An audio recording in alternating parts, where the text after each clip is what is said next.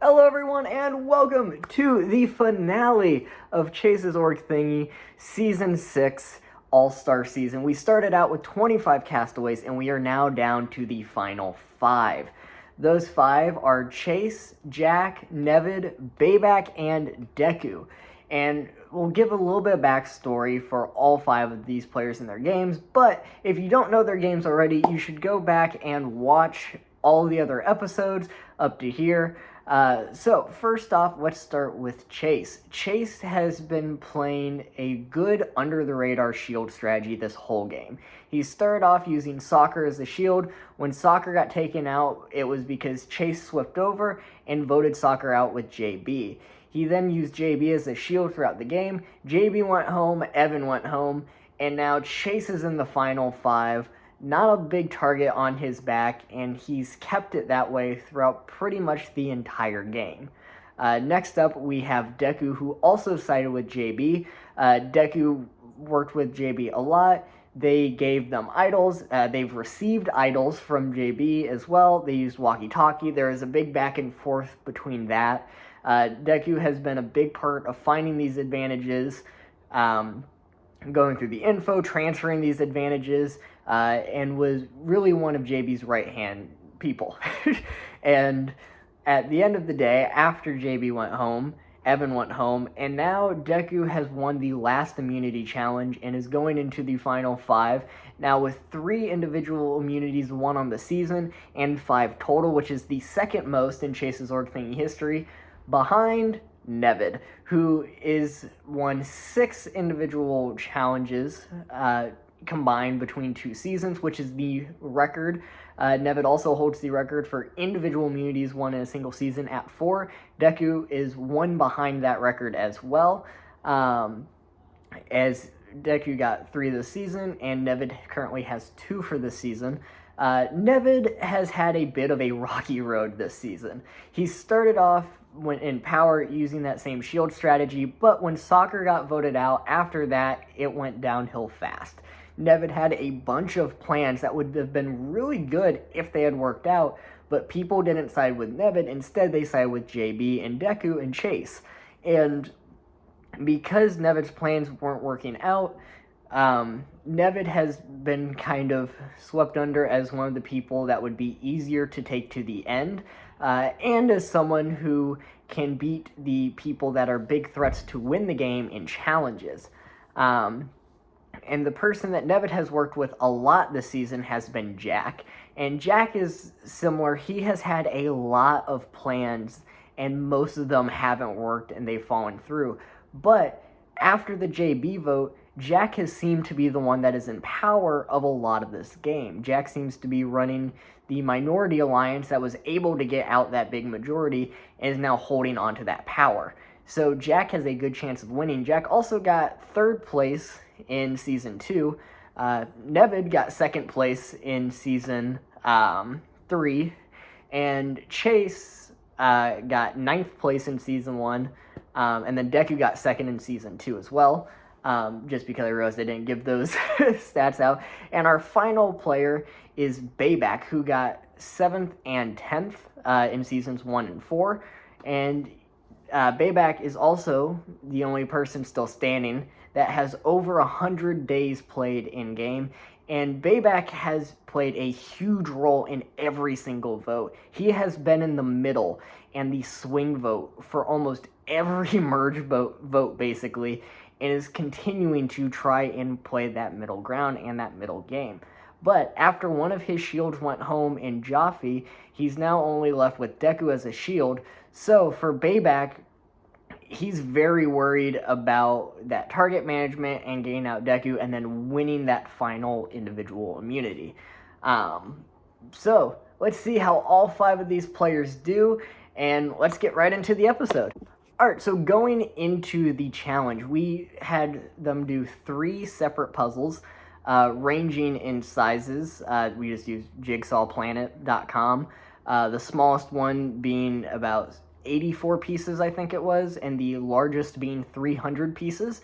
And whoever did all 3 of them the quickest in a row, you had to send screenshots and all this stuff, so they're verification ways, would win immunity. And the top 2 people are Deku and Bayback, the two people that have the biggest target on their backs right now. Bayback got a time of 1 hour and 44 minutes, and Deku got a time of 1 hour and 34 minutes. So, Deku is now safe and is also tied for the record of most individual immunities won in a single season, tied with Nevid, also tied with Krabs and Johnny. But they're also tied with Nevid for most individual immunities won ever. Just all seasons combined, Nevid and Deku both have 6. And Nevid doesn't look to be targeted right now, so both of them are going to be going into the final challenge as the two favorites to win it. So it's going to be interesting to see if one of them will get their 7th necklace overall. Meanwhile, everybody seems to be turning onto Bayback right now. No one really wants to sit in FTC with Bayback, and they just want to kind of get him out as quickly as possible. So right now, Bayback looks to be in a lot of trouble. But it's also Bayback, so there's a chance that he will be able to save himself. Alright, so there's a very tiny chance that Bayback will survive here. Deku has a plan to have a 2-2-1 vote. So, in that vote, they would want Nevid to go home because Nevid is the only person that has a really good shot at beating them in the challenge. So, for Deku's game, it makes sense to get rid of Nevid. So, what they want is for Deku and Bayback to vote for Nevid, for Jack and Nevid to vote for Chase, and for Chase to vote for Jack. Which would mean that Chase and Jack don't vote on the revote. It would just be, Chase and Nevid don't vote on the revote. It would just be Jack, Bayback, and Deku, and that would be a 2-1, and they would vote out Nevid in that case, and Nevid would go out in 5th place. However, Bayback does not want to do this, but he has agreed to it. So what Bayback is thinking is that Deku votes for Nevid, Chase votes for Jack, hopefully, he's trying to get Chase to really vote for Jack, and that he will vote for Chase, and that he will get Nevid and Jack to vote for Chase as well, or at least one of the two of them to hopefully vote for Chase. However, the problem is, Chase is not voting for Jack in any universe. He is voting for Bayback. He submitted his parch the second that he saw that Bayback didn't win. So right now, it all comes down to Jack and Nevid, who both seem like they're going to vote for Bayback right now instead of for Chase, but Bayback is trying to convince them to vote for Chase over himself. So, Jack and Nevid have a decision to make, and all of this comes down to who they vote for right now. Alright, so the votes come in, and the decision is final. The first vote is for Bayback. The second vote is for Chase. Third vote is for Chase, and the fourth vote is for Bayback, meaning that we are now tied 2-2, 1 vote left. And Cowboy Jack writes down Bayback's name, and Bayback ends up going home 5th place after playing an insane middle game that he didn't want to play. He played one of the best middle games that I have ever seen, and he didn't even want to do it. It even happened purposefully. I mean, he kept setting himself up for it more and more, but I always find it funny that he didn't want to be in the middle at all. So, this leaves us with our final 4, and some interesting stuff is happening right now. So, every season we have the same challenge to end the season, same final immunity challenge, and that is a check-in challenge for 24 hours straight. Now, it's not strictly check-in, so every hour you will have a task. So, between 1 and 2 p.m., between 2 and 3 p.m., between 3 and 4 p.m., and we do that for 24 hours. And these tasks can be anything like a normal check-in, where you just say, I check in when I say check in now, or check in at this certain time. Some of them may be questions. One of the questions I'll use for this season is, who is the only winner to not play in this season? Jonas didn't end up playing, so that would be the correct answer, and whoever answers Jonas first would get a point. However, it's also interesting because we have 3 Americans and 1 European playing. So with time zones, it makes it really weird because for all hours of the day for my time zone, EST, 3 people are going to be fighting over 1 point. And during 2, 3, 4, 5, 6, 7, 8 a.m., Deku is going to be could possibly be the only person online to get those points.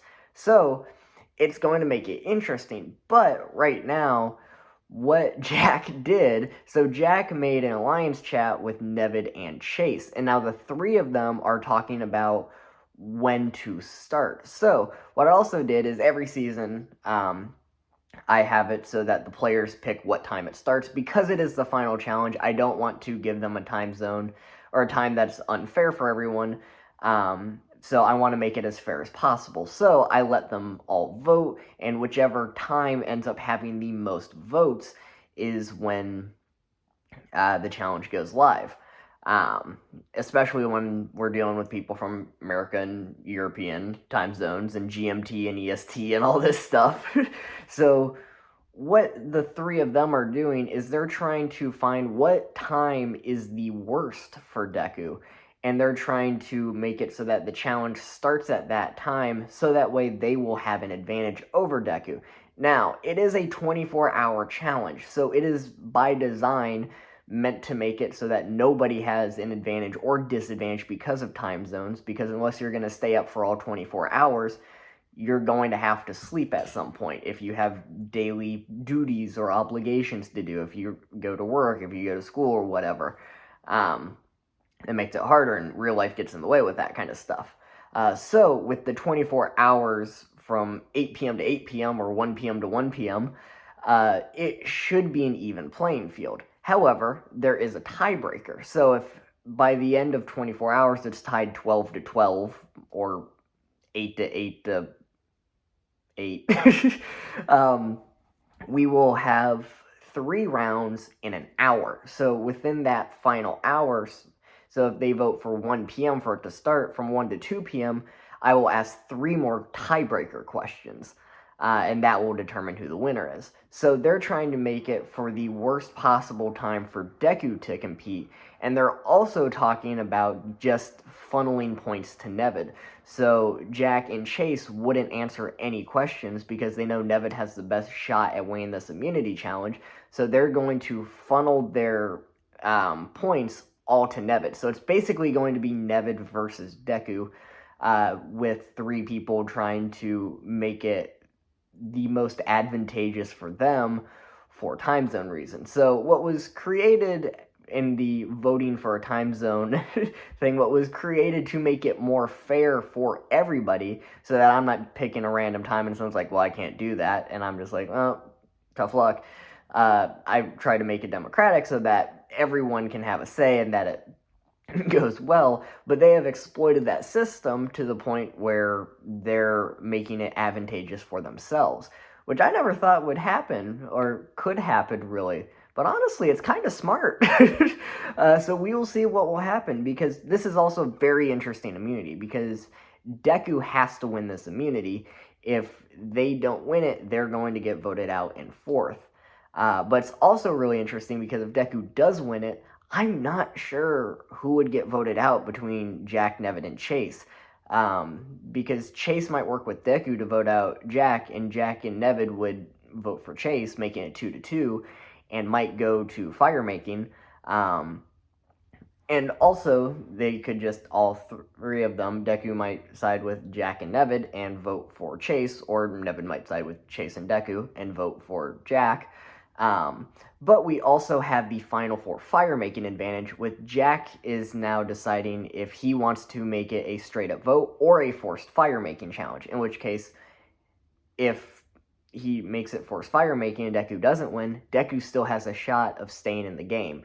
And if Deku wins, then Deku gets to pick whoever they want to go to fire-making. So that could be a Chase and a Jack. I don't think they would put Nevid in that fire-making challenge.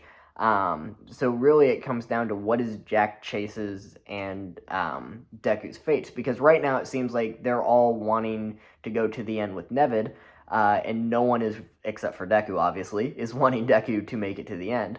But it's also very interesting because, as I've said before, the in-game threat perception of Deku is very high, but on the jury right now, they're more leaning to who do we want to win between Jack and Chase, um, which is very interesting to watch the jury talk about all this. And then in game, they're like, the jury's gonna love this person, and the jury's like, or the jury won't care about this person. The jury's like, yeah, no, he has a good shot of winning. So it's very interesting right now to see how everything is playing out. Alright, so now we're to the final immunity challenge. Now, before the challenge started, we did push it back a couple days because it was originally on a weekday, and we decided to push it back to a weekend just for everybody's schedule and ease for everything. And during those 2 days that were free, Chase, Jack, and Nevid spent the time preparing and studying based off of other final immunity challenges. They knew what the challenge was going to be. It was going to be the same 24-hour one that it always is, where I ask questions and give them tasks and stuff to do. And they started to study past seasons. And anyone that has been on production and that knows me knows that I don't plan those out ahead of time. I just kind of do it on the spot. So I don't know if it helped or not. But we started off at 8 p.m. EST, which means that Deku, the one European, started off at a little bit of a disadvantage. So Nevid started out taking the lead. Then once Nevid fell asleep, Deku woke up, and then Nevid regained the points back. So it was about even. Then Chase comes in, subs in for Nevid, and it's a 3-way race. Now, during this time, Nevid is going, I'm not sure how much I really care about this challenge. I know I'm not going to win at FTC. I don't really care that much. To which Chase and Jack are like, hey, Nevid, you still want to win for us? And Nevid's like, I mean, I guess. So Nevid keeps going. And then we get to the last question. Nevid has 7 points. Deku has 7 points. And Chase has 7 points. So we have 1 point left. One of these 3 is going to win unless Jack comes in and gets it. But Jack was at work all day. He got like 2 points total. Jack was a busy man. So, final question comes in. Chase submits an answer first, and it is wrong. Nevid comes in with the next answer, and it is wrong. Deku comes in with the next answer, and it is wrong as well. Now, you have to wait 5 minutes after answering correctly, meaning that Chase will have the first opportunity to guess again, then Nevid again, and then Deku. Chase gets his second guess, and he guesses wrong. Nevid gets his second guess, and he finally gets it correct, meaning that Nevid is guaranteed a spot in Final Tribal Council, and has also cemented the most individual immunity wins by a player ever. Total combined in Chase's org thingy history with 7 individual immunity wins. Deku is second with 6, but come the actual tribal council, the actual final tribal before FTC, it is a fairly easy vote, 3-1 onto Deku, and Deku goes out 4th place and was 1 away from FTC, meaning that Nevid, Jack, and Chase are our 3 finalists, and one of them will win the game, will win the title of Sole Survivor, and will also get the oh-so-important $50 reward. So coming into FTC, Nevid decided to pull from the game and take 3rd place.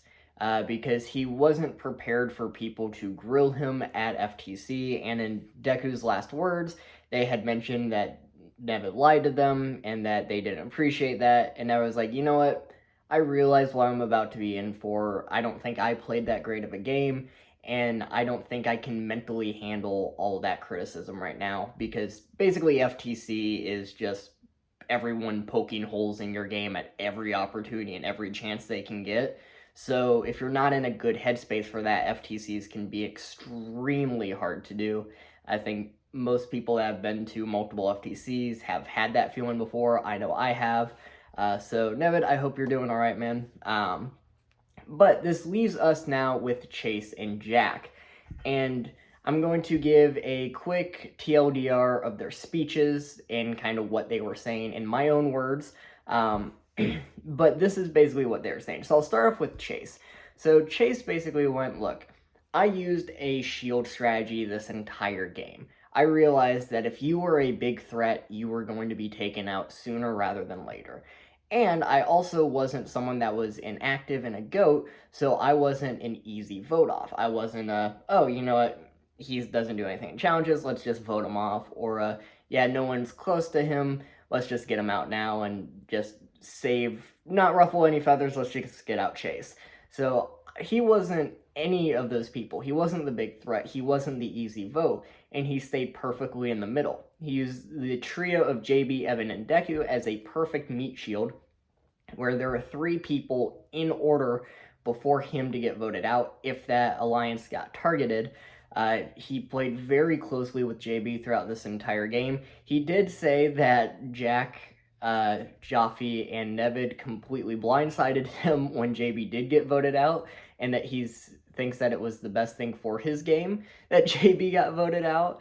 But overall, he just kind of said, I positioned myself perfectly in this game. I was never looked at, I was never a threat, and the only time that I got votes was from Bayback in Final 5 when he realized what I was doing. But at that point, it was already too late because Bayback was a bigger shield than I was, or a bigger target than I was, and Deku was a bigger target than I was. So throughout this entire game, I managed to position myself where I was never a target, I was never a threat, and I had a perfect line all the way to FTC. Even if my alliance members did get voted out, and even when they got voted out, it didn't matter because I still got to the end.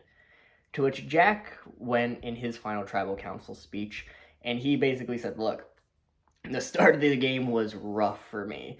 Not everything went according to plan. I made some alliance members, I made some friends. He skipped a lot through pre-merge. In early merge, he was basically saying, yeah, this wasn't my best look. But from the final 8 vote, when JB got voted out and onwards, I played this game perfectly. I knew that I had to take power into my own hands. I learned from my mistakes in Season 2, and I played everything perfectly. I took charge of the Minority Alliance and got JB voted out. I manipulated Chase and Evan to voting wrong and splitting up a 4-4 vote to a 4-2 to 1-1 vote. I helped get everybody out, all of the big threats out in a row, and I took charge of that Minority Alliance and became that leader, that figurehead of them. But there are so many big threats that it didn't matter if I was at the head of it or not, because I was positioned perfectly to get everybody else out. So while the beginning game was rough, while I had a hard time getting my footing, from Final 8 onwards, I played the perfect game, and I did everything flawlessly as I could. I didn't need individual immunity necklaces to stay safe. I took power, I was aggressive, what I wanted to have happen happened, and that's why I'm sitting here today next to the people that I wanted to sit next to. Because Jack was saying he wanted to sit next to Chase and Nevid, and Chase was also saying that he wanted to sit next to Jack and Nevid. So it was 2 very good speeches. Right now, the jury seems very 50-50 on who they want to win. I don't think a single jury member has said that they're favoring one person or the other after the speeches and after some of the questions were answered. So right now, it is very neck and neck between Chase and Jack. No votes have even been submitted yet, and usually there's a few votes that are early submitted, and we are 13 hours into FTC.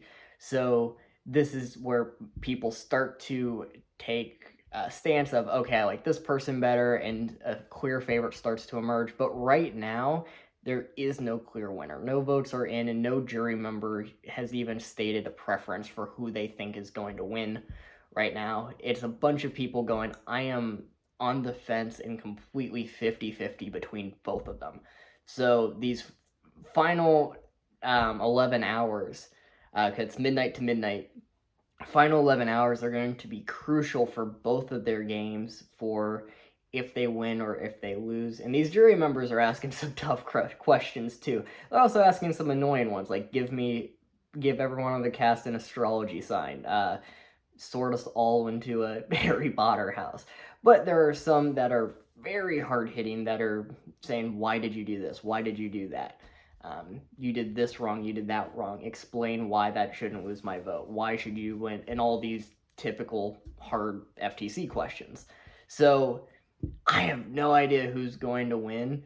And the next clip will most likely be me revealing the votes and the winner. So, unless something crazy happens at FTC, I will see you at the vote reading.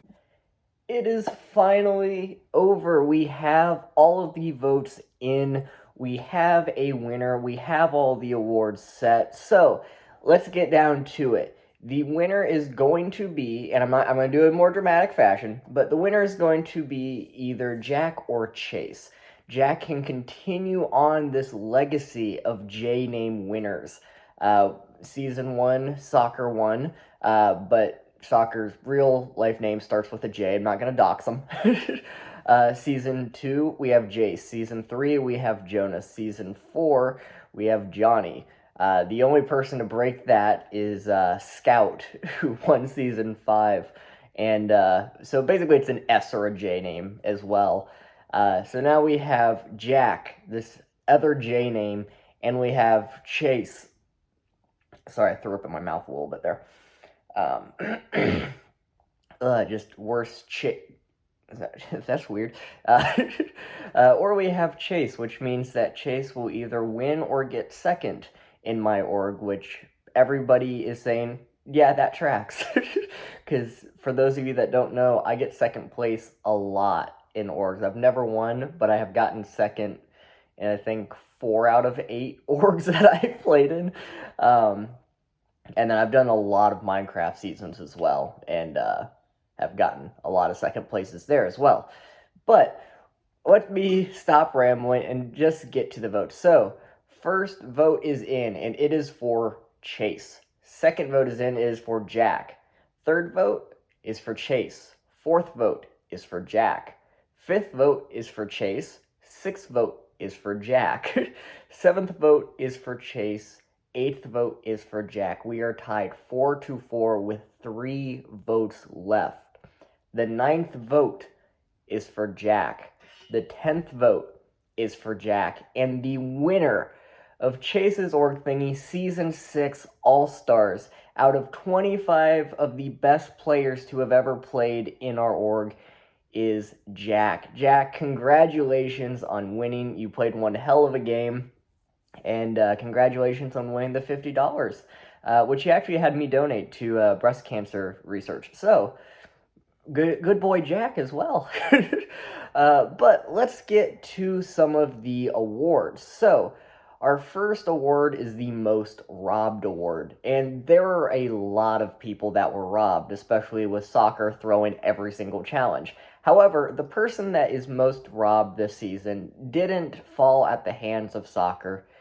He fell at the hands of JB and an idol. When he had a really good shot of making it very far, it just took one idol to ruin his day, which is ironic since he has the most idols found ever in our org's history, where he found every single idol in Season 3. Most robbed goes to Toaster.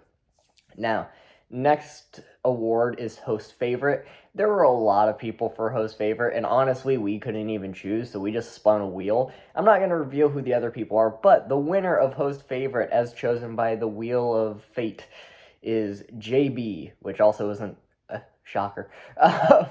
Next up is the Villain of the Season.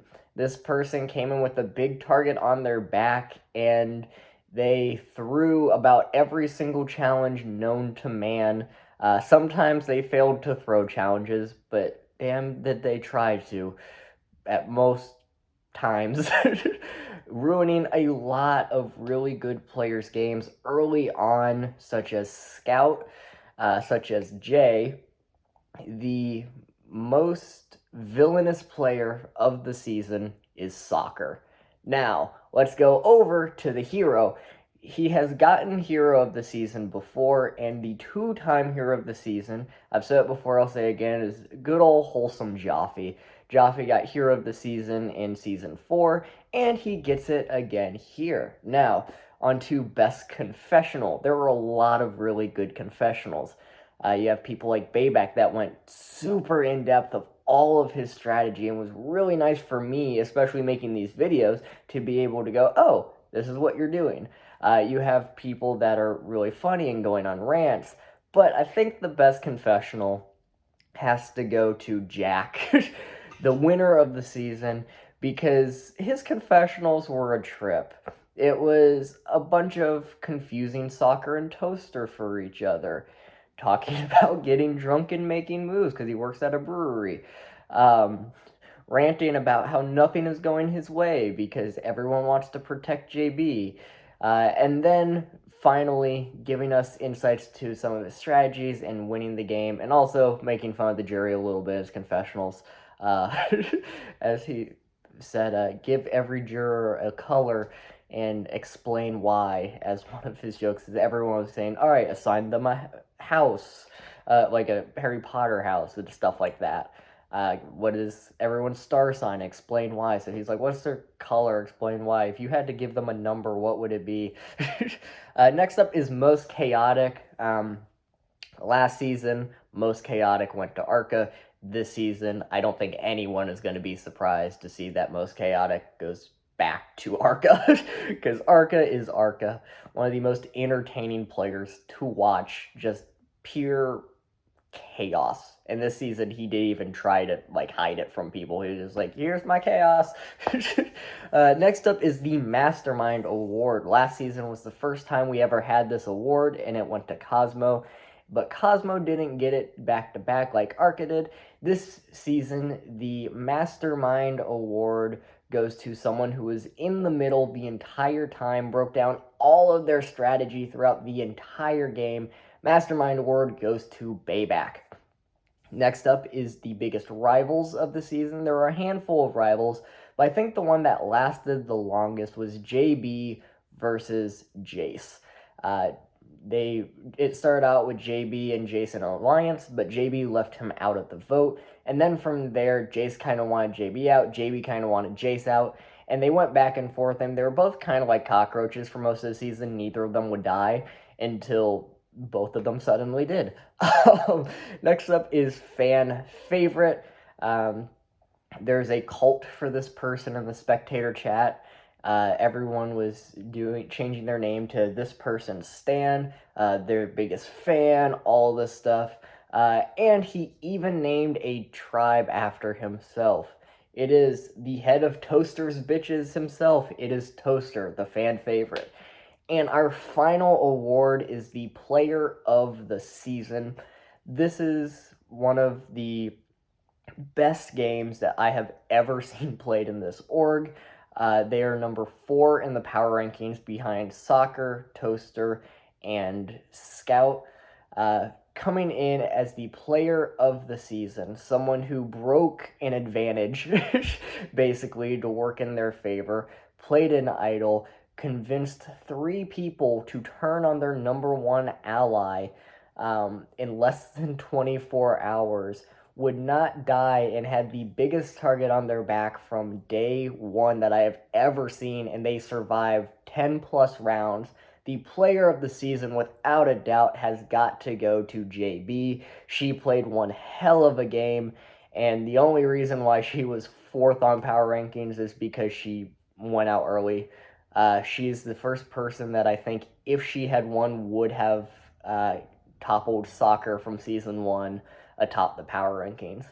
But anyways, everyone, that is the season. Congratulations again, Jack, on winning the season. You played one hell of a game. Thank you to everyone who played in the season, all 25 of you. You all are awesome. Thank you to all the spectators who joined the servers or who are watching this video right now. And a huge thank you to Johnny and Axe for doing production this season with me. We had a lot of production members leave because they were playing in the season, so I was pretty short-staffed, and instead of having to do everything myself and drowning in an org of 25 people while having to balance college and everything, Johnny and Axe came in clutch so many times, and I cannot say how thankful and grateful I am for you two being on prod this season and for helping out so much. But that is the end of the season. Season 6 is one of the best seasons that I have done. It was such a fun season to watch, and I'm so glad that it turned out to be just as much as I thought it would be. Um, and yeah, thank you all for watching these videos. Season 7 will be coming out in a few months. If you want to play Season 7 and or apply for a future season, I will leave our Discord server down below. You can feel free to join, and there we will have all information about future seasons. Right now, Season 7 isn't announced because I'm going to have a busy few months with college, and so are a few of my production members. So we don't have a starting date for that yet, but I will make a video when we do, just kind of announcing Season 7. Thank you all for watching, and I hope to see you all in the next season. Have a good one, everyone.